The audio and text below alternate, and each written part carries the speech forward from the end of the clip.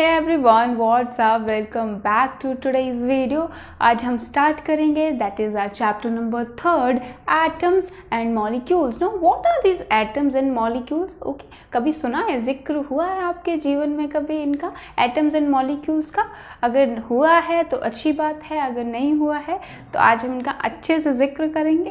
Okay, now अब question ये उठता है कि what are these atoms and molecules? इनके बारे में कुछ इन्फॉर्मेशन गेन करेंगे और जो कुछ इन्फॉर्मेशन रहेगी वो हमें हायर क्लासेस में जाके वो क्या बहुत यूज़फुल रहेगी, इसलिए वो इन्फॉर्मेशन अच्छे से गेन करेंगे. क्लियर है आपको मेरी बात? ताकि आपको हायर क्लासेस में जाके कोई दिक्कत ना हो, कोई परेशानी ना हो. ठीक है, so without wasting any time start करते हैं. Now what are these atoms and molecules हमने लास्ट सेकेंड चैप्टर में डिस्कस किया था. ठीक है, फोकस करना जरा यहाँ पे. एलिमेंट को हमने वहाँ पे कौन सी कैटेगरी में इंक्लूड किया था? एलिमेंट्स को. I am talking about elements. Elements को हमने प्योर मैटर में बोला था. क्लियर है? एलिमेंट को हमने प्योर मैटर में बोला था. क्लियर है ना? ओके, अब लेक्चर देखे होंगे तो आपको बिल्कुल क्लियर हो चुका होगा कि एलिमेंट्स को हमने प्योर मैटर में इंक्लूड किया था. जहाँ पे क्या देखा था हमने? जो एलिमेंट हैं that are purest form of matter. अब मैं अगर बात करूं कि एलिमेंट्स ऐसे ही तो नहीं उठ के हमें मिल गया, कहीं से भी हमने उठा लिया दैट ये एलिमेंट है जी, हाँ जी ये एलिमेंट है. बट एलिमेंट के जैसे हमने मैटर में बोला था कि मैटर में क्या रहेंगे? स्मॉलेस्ट पार्टिकल्स रहेंगे. स्मॉलेस्ट पार्टिकल मिलके क्या बनाते हैं? एक मैटर बनाते हैं. हम भी क्या स्मॉलेस्ट सेल से मिलके हम मैटर बने हैं.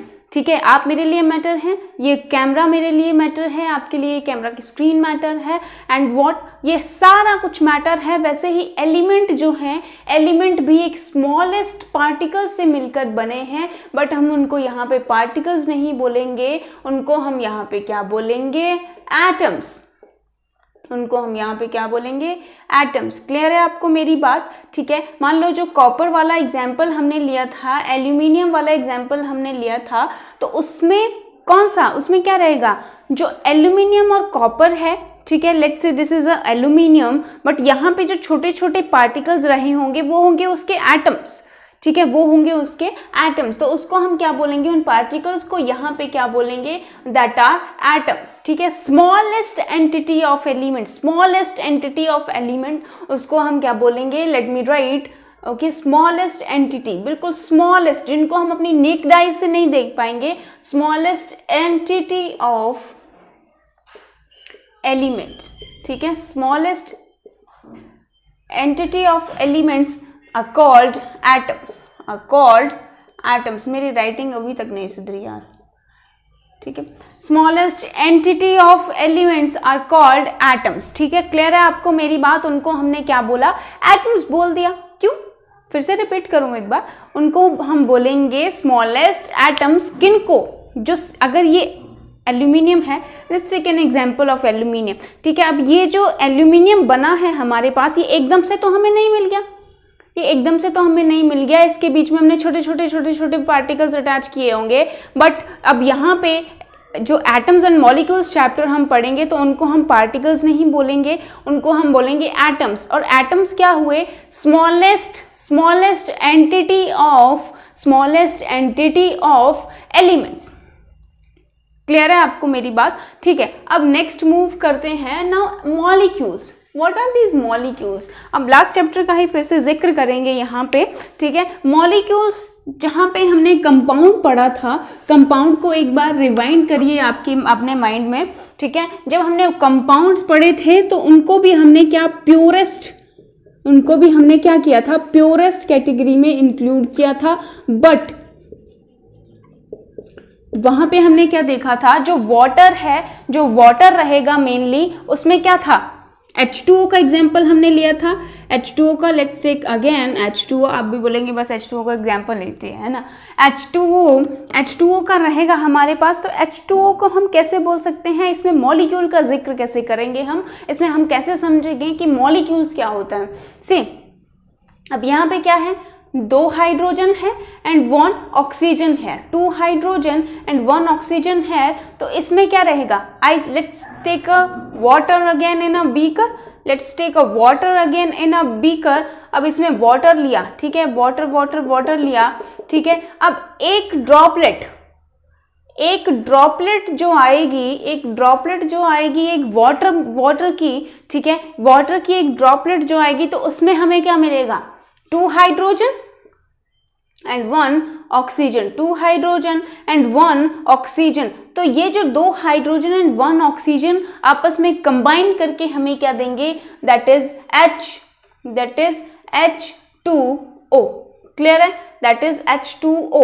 अब ये जो H2O है यहाँ पे इट्स अ मॉलिक्यूल है, it's a molecule, okay, it's a molecule है। क्लियर है, एक वाटर है जो बहुत सारा, अगर वाटर, एक गिलास में वाटर लेंगे तो जहाँ पे जो स्मॉल यूनिट है, स्मॉलेस्ट यूनिट है वाटर की, दैट इज H2 कंबाइन करके हमें कुछ अलग थोड़ी ना मिलेगा वाटर में। मैं लास्ट लेक्चर में भी डिस्कस किया था, इस लास्ट चैप्टर में। तो वहाँ पे ये जो H2O है, जो एक सिंगल ड्रॉपलेट रहेगी वाटर में, उसमें क्या रहेगा, H2O, उसमें क्या रहेगा, H2O। तो इसको एक सिंगल ड्रॉपलेट को, एक सिंगल इसको यूनिट को हम यहाँ पे क्या बोलेंगे, दिस इज अ मॉलिक्यूल है, दिस इज अ मॉलिक्यूल है। क्लियर है आपको मेरी बात, ओके। अब आगे चलते हैं, ठीक है, एटम एंड मॉलिक्यूल्स क्लियर है, आगे चलते हैं, ठीक है। जब तक मैं इरेज कर रही हूँ, आपको स्क्रीन पे अभी 2 लोगों की शक्लें दिख रही हो, माय गॉड, हमने एटम्स एंड मॉलिक्यूल्स मिटा दिया, 2 लोगों की शक्लें दिख रही होंगी, ठीक है, ठीक है, स्क्रीन पे 2 लोग दिख रहे होंगे आपको। तो वो 2 लोग कौन है, नाम क्या है उनका, ठीक है, उनका नाम क्या है, दैट इज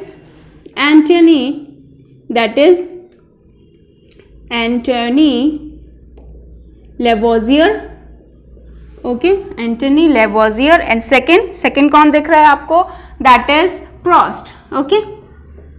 अब ये जो 2 साइंटिस्ट हैं, उन्होंने क्या बोला, ये एक केमिस्ट्री जो इरा थी हमारी, वो एक नए लेवल पे लेके आ गए उसको, ठीक है, एक नए लेवल पे लेके आ गए। उन्होंने क्या बोला कि ये जो केमिस्ट्री है, उन्होंने ड्रास्टिक चेंज कर दिया उसमें, ठीक है। इन 2 लोगों ने ड्रास्टिक चेंज कर दिया हमारी केमिस्ट्री एरा में। उन्होंने क्या बोला कि ये जो कॉम्पोजिशन है, उन्होंने 2 लॉज दिए जिसकी वजह से पूरा केमिस्ट्री बदल गई, ठीक है। उन्होंने क्या बोला, 2 लॉज दिए, ठीक है।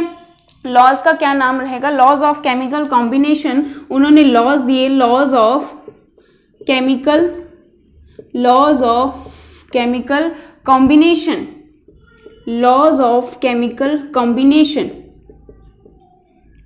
ठीक है, लॉज ऑफ केमिकल कॉम्बिनेशन। अब इसमें 2 लॉज पढ़ेंगे हम। First one laws of combination, इसमें 2 लॉज पढ़ेंगे हम, that is law of conservation of mass, that is law of conservation of mass. And second one law of constant propositions, second one is law of constant proportion, law of constant proportions, ठीक है। 2 laws हम पढ़ेंगे जो किन्होंने दिए, Antoine Lavoisier, and second one is Proust, ठीक है, second one is Proust, JL Proust, I think JL Proust, okay. अभी पिक्चर देख रहे होंगे, स्क्रीन पे देखी होगी आपने, JL Proust and Antoine Lavoisier. उन्होंने क्या दिए, 2 लॉज दिए हमारे पास, law of conservation of mass and law of constant proportions. इन दोनों लॉज को 1 बाय 1 डिस्कस करेंगे to make our concept very clear, okay, to make our concept very clear. First law is, that is law of conservation, that is law of conservation of mass, okay. What is this conservation, okay, have you heard about this word, that is conservation मतलब जो जितना हमने use किया, ठीक है, जितना मैंने machine में डाला मुझे उतना ही मिला, ठीक है, जितना मैंने डाला मुझे उतना ही मिला। कंजर्व, वो सेम रह गया, ठीक है, दैट इज कंजर्व, जितना मैंने डाला उतना ही मुझे मिल गया, वो कंजर्व रहा, स्टिल सेम रहा, ठीक है। उसको बोलेंगे हम कंजर्वेशन। अब इसकी डेफिनेशन को क्लियर करेंगे। Law of conservation of mass. अब law of conservation of mass is very easy. It states that mass can neither be created nor be destroyed. Mass, let me write, mass can neither be created, mass can neither be created and nor be destroyed, and nor be destroyed, nor be destroyed in chemical reaction, in chemical reactions. ये किसका है? This is law of conservation of mass. This is law of conservation of mass. क्या बोला scientist लोगों ने? क्या बोला कि लॉ ऑफ कंजर्वेशन जो मास है, mass can neither be created. मैंने क्या बोला, जितना मैं डालूंगी उतना ही मुझे मिल जाएगा। मैंने उसको क्रिएट नहीं किया, मैंने कोई घर पे नहीं बनाया, ठीक है। Mass can neither be created nor be destroyed. जो मिल भी गया मुझे ऐसे, वो रिएक्शन में कोई डिस्ट्रॉय नहीं हो गया, ठीक है, कि मैंने डाला और वो रिएक्शन में ही कुछ कुछ अपने आप करके कम हो गया और मिला मुझे कुछ और। No, nor be destroyed in chemical reactions, ठीक है। जितना मैंने टेस्ट ट्यूब और मशीन में डाला लेट्स से, मुझे उतना ही मिल गया। दैट इज वो कंजर्व रहा अपनी जगह पे, ठीक है, वो कंजर्व रहा विदाउट लूजिंग एनी मास, ठीक है। तो इसको क्या बोलेंगे हम? Law of conservation. फोकस करिएगा, कंजर्वेशन टर्म याद रखिएगा कि कंजर्व रहा। Law of conservation of mass, that is mass can neither be created nor be destroyed in chemical reactions. Clear है? Mass can neither be created nor be destroyed in chemical reaction. Let's take an example. Okay, let's take an example of again H2O, word famous. Okay, again H2O. Okay, H2O change कर देते हैं इस बार। Let's take HCl. क्या किया? H और Cl लिया, ठीक है। एक एग्जाम्पल ले रही हूँ मैं बेसिकली, बस अंडरस्टैंड करिएगा कंसेप्ट को, ठीक है। हाइड्रोजन और क्लोरीन ले लिया तो हमें क्या यहाँ से चाहिए? हमें HCl, ठीक है। HCl कंबाइन करके HCl ही हमें देंगे, दैट इज हाइड्रोजन क्लोराइड। अब इफ आई से यहाँ पे मैंने 5 हाइड्रोजन लिए और 5 क्लोरीन लिए, ठीक है। 5 हाइड्रोजन लिए, 5 क्लोरीन लिए, तो यहाँ पे तो मैंने HCl लिखा एंड मैंने स्टेटमेंट में क्या बोला? हमने क्या पढ़ा यहाँ पे कि मास कैन नाइदर बी क्रिएटेड। ये जो इसका मास था, इसको कोई मैन्युफैक्चर हमने घर पे नहीं किया। Mass can neither be created, okay, and nor be destroyed. But यहाँ पे तो हमने कुछ नहीं लिखा अभी, nor be destroyed in chemical reaction. Chemical reaction जब करेंगे तो मास हमारा डिस्ट्रॉय नहीं होगा। So how we can prove it? How we can say? यहाँ पे हमें मिलेगा 5, टोटल 5 HCl, ठीक है। अब यहाँ पे कैसे कंप्लीट हो गई ये 5? ये जो 5 है ना, ये हाइड्रोजन के साथ ही नहीं होगा, ये Cl के साथ भी होगा। हमें टोटल 5 हाइड्रोजन मिले, 5 क्लोरीन मिला, तो हमें क्या मिला? हाइड्रोजन क्लोराइड, ठीक है। मास क्या रहा हमारा? मास हमारा स्टिल कंजर्व रहा, इसमें कोई लॉस नहीं हुआ मास का। तो इट्स लॉ, ये प्रूव हो गया कि law of mass, law of conservation of mass, mass can neither be created nor be destroyed. Okay, mass can neither be created nor be destroyed. Clear है? अब सेकेंड लॉ क्या दिया है इन्होंने? Second law is law of constant proportion. Law of constant proportion. अब इसको कैसे understand करेंगे? हाँ, इसको कैसे देखेंगे? Law of, that is law of constant proportion. Law of constant proportion में क्या रहेगा कि इट स्टेट्स दैट